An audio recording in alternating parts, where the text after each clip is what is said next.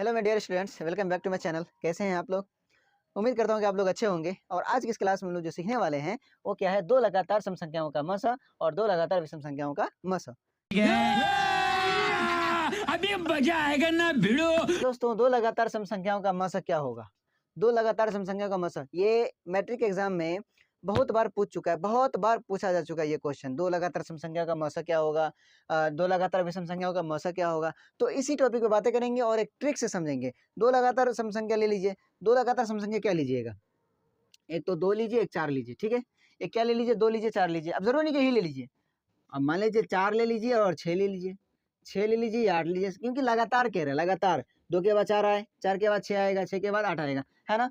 तो लगातार सम संख्या बोल रहे हैं यहाँ पे। दो लगातार सम संख्याओं का मौसा क्या होगा? दो लगातार सम संख्याओं का मौसा क्या होगा? तो यह बात याद रखिएगा हमें दोस्तों कि दो लगातार सम संख्याओं का मौसा हमेशा दो होता है। दो लगातार सम संख्या का मौसा हमेशा क्या होगा? दो होगा। दो लगातार सम संख्या का मौसा हमेशा कितना होगा मेरे दोस्तों? दो होगा। समझ रहे हैं बात? दो लगातार सम संख्याओं का मौसा कितना होगा? दो होगा। और मेरे दोस्तों, अगर दो लगातार विषम संख्या की बात किया जाए तो दो लगातार विषम संख्याओं का जो मौसा होगा वो हमेशा एक होगा। कितना होगा? एक होगा। जैसे मान लीजिए एक ले लीजिए, तीन ले लीजिए।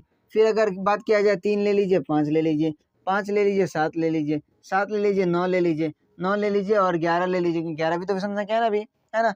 तो ये इसमें क्या है कि दो लगातार विषम संख्याओं का मौसा हमेशा कितना होगा? एक होगा, हमेशा एक होगा। दो लगातार विषम संख्याओं का मौसा कितना होगा? एक होगा। और दो लगातार सम संख्या का मौसा हमेशा कितना होगा? दो होगा। ये बात अपने दिमाग में और अपने जहन में बैठा लीजिए, क्योंकि दो लगातार सम संख्याओं का मौसा और दो लगातार विषम संख्याओं का मौसा कई बार आपके एग्जाम में, यानी कि आपके मैट्रिक के एग्जाम में पूछा जा चुका है, मैथ में, ऑब्जेक्टिव में खास करके।